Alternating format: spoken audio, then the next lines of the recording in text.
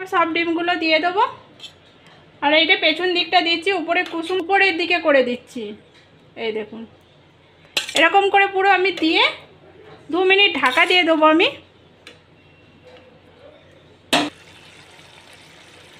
দিয়ে দিচ্ছি। আর এখানে যদি কাঁচা লঙ্কাটা না থাকে তাহলে। নমস্কার বন্ধুরা, বাঙালি কুকিংয়ে সবাইকে স্বাগত। সবাই ভালো আছো? আমিও ভালো আছি। আজকে আমি একটা রেসিপি বানাচ্ছি, যেটা আপনারাও বানান, কিন্তু আমি আজকে কি করে বানাচ্ছি না বানাচ্ছি সেইটা আপনারা দেখতে থাকুন। এখানে আমি কোড়া বসিয়ে দিয়েছি, কোড়াতে তেলটাও আমি দিয়ে দিয়েছি। এই দেখুন, 1 চামচের মতো আমি তেল দিয়ে দিয়েছি। আর এখানে আমি একটু নুন দিয়ে দিচ্ছি, নুন আর 1/2 চামচেরও একটু কম একটু হলদি দিয়ে দিচ্ছি। এখানে আমি একটু তেলের সাথে ভালো করে মিশিয়ে নিচ্ছি। এই দেখুন, এখানে আমি ভালো করে তেলের সাথে মিশিয়ে নিচ্ছি। আর এখানে অবধি যে সকল বন্ধুরা প্লিজ দেখেছেন একটা লাইক দিয়ে দিবেন। আর নতুন বন্ধুদের জানাচ্ছি একটু ভালো লাগলে সাবস্ক্রাইব করে পাশে থাকবেন। পুরনো বন্ধুদের অসংখ্য ধন্যবাদ। এখানে আমি 3টে ডিম নিয়েছি, ডিম দুটো সিদ্ধ করে আধখানা করে নিয়েছি। এবারে এখানে আমি তেলটাও গরম হয়ে গেছে, আমি এবারে ডিমগুলো দিয়ে দিচ্ছি। এখানে আমি ডিমটা দিয়ে দিচ্ছি আর গ্যাসটা আমি কম করে দিচ্ছি। দিয়ে এবার আমি একটু লাল করে ভেজে নেবো, এপিট ওপিটটা লাল করে আমি ভেজে নিচ্ছি। এবার এখানে আমি ডিমগুলো উল্টে নিচ্ছি। এরকম লাল লাল হয়ে গেছে, আমি সবগুলো একইভাবে উল্টে নেবো। আর এইটাকে আমি এরকম করে সেই দিকটাও একটু হালকা করে লাল করে ভেজে আমি তুলে নেবো। এটাকে ভাজা হয়ে গেছে, এবার আমি ডিমগুলোকে তুলে নিচ্ছি। এখানে এরকম আমি পুরো সব ডিমগুলোকে একইভাবে তুলে নেবো। আর একটু তেল দিয়ে দেবো কড়াতে, সব ডিমগুলো তুলে। কড়াই আমি তেল দিয়ে দিয়েছি। এবার আমি 1/2 চামচের মতো জিরে দিয়ে দিলাম। জিরেটা দিয়ে আমি একটু ভেজে নেবো, যাতে জিরেটা না পুড়ে যায় সেরকম ভাবে আমি একটু ভেজে নিচ্ছি। এখানে আমি জিরেটা আমার ভাজা হয়ে গেছে। এবার আমি এখানে আমি পেঁয়াজ দিয়ে দিচ্ছি। একটা পেঁয়াজ নিয়েছি, পেঁয়াজটাকে একটু কুচিয়েছি, সেটা আবার দিয়ে দিলাম। আর একটু সাথে কাঁচা লঙ্কা দিয়ে দিলাম। এখানে আমি কাঁচা লঙ্কাগুলোও দিয়ে দিলাম। দিয়ে এবার এটাকে আমি একটু ভেজে নেবো, একটু হালকা লাল করে ভেজে নেবো আমি।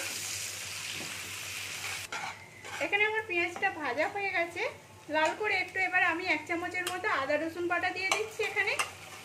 এবার এইটাকেও আমি একটু ভেজে নেবো একসাথে। পেঁয়াজ আদা রসুন সব একসাথে একটু ভেজে নিচ্ছি হালকা করে। এখানে পেঁয়াজ আর রসুন আর সব ভাজা হয়ে গেছে। এবার আমি এর মধ্যে একটু জল দিয়ে দিচ্ছি। জলটা দিয়ে আমি ভালো করে নেড়ে দিচ্ছি। নেড়ে দিয়ে এবার এর মধ্যে আমি একটু কিছু মশলা দিয়ে দিচ্ছি। মশলাগুলো এই জন্যই আমি দেবো, জলটা থাকতে থাকতে মশলাগুলো দিলে ছুঁয়ে যাবে না। এখানে আমি 1/2 চামচের মতো হলদি পাউডার দিলাম, 1/2 চামচের মতো আমি ধনে পাউডার দিচ্ছি এখানে। আর 1/2 চামচের মতো আমি লঙ্কা পাউডার দিচ্ছি, কেন আমার কাঁচা লঙ্কাতেই অনেকটা ঝাল হয়ে গেছে। এবার আমি স্বাদ অনুযায়ী নুন দিয়ে দেবো এখানে। আর আমি জিরে পাউডার দিয়ে দিচ্ছি 1/2 চামচের মতো। এবার এইগুলো দিয়ে আমি ভালো করে মশলাটা কষে নেবো। একটু এমনভাবে কষবো যেন মশলা থেকে পুরো তেল ছেড়ে আসে। এখানে আমার মশলা থেকে তেল ছেড়ে দিয়েছে, তার মানে আমার মশলাটা হয়ে গেছে ভালো করে। এবার আমি এখানে আলু নিয়েছিলাম, আলুটাকে দেখুন এরকম করে কেটে নিয়েছি। সরু করে, খুব মোটা করেও কাটি না আর খুব সরু করেও কাটি না। এবার আলুটা দিয়ে দিলাম এখানে। আলুটা দিয়ে আমি ভালো করে কষে নেবো মশলার সাথে। আর মশলার সাথে ভালো করে কষে ঢাকা দিয়ে দেবো এখানে। মশলার সাথে আমার আলুটা পুরো ভালো করে আমার কষা হয়ে গেছে। আমি ঢাকা দিয়ে দিয়ে কষেছি। এটা অনেকটা আলুটা মানে হাফ সিদ্ধ হয়ে গেছে আমার। এবার আমি এর মধ্যে জল দিয়ে দিচ্ছি।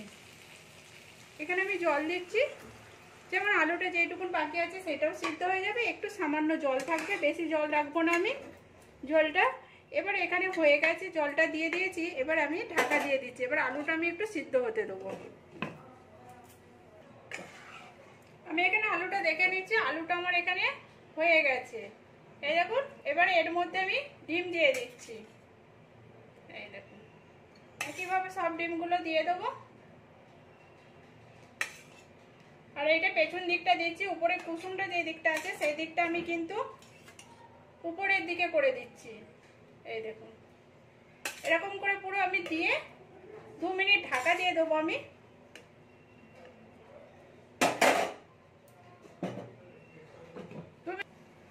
এখানে আমার 2 মিনিট হয়ে গেছে। আমি এবার এটাকে খুলে নিচ্ছি, খুলে নিয়ে একটু নেড়ে দিচ্ছি। এই দেখুন, ডিমগুলোকে একটু জড়াসে ডুবিয়ে নিচ্ছি। এবার এর মধ্যে আমি একটু ধনেপাতা কুচি দিয়ে দিচ্ছি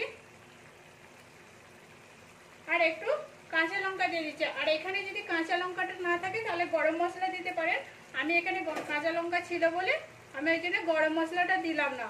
এবার 2 সেকেন্ডের মতো আমি ঢাকা দিয়ে বন্ধ করে দেবো।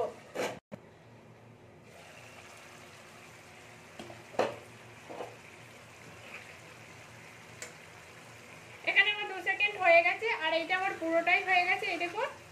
আর গ্যাসটাও আমি বন্ধ করে দিচ্ছি। আর এরকম করে আপনারা একবার হলেও ডিমের রান্নাটা বানিয়ে দেখবেন, খুব সুন্দর লাগবে। গরম ভাতের সঙ্গে খেতেও খুব সুন্দর লাগে। ভালো লাগলে একটা লাইক করে দেবেন, শেয়ার করে দেবেন আর সাবস্ক্রাইব করে পাশে থাকবেন। গরম গরম ভাতে পুরো জমে যাবে, আর কিছু দরকার পড়বে না এই সবজিটা বানালে।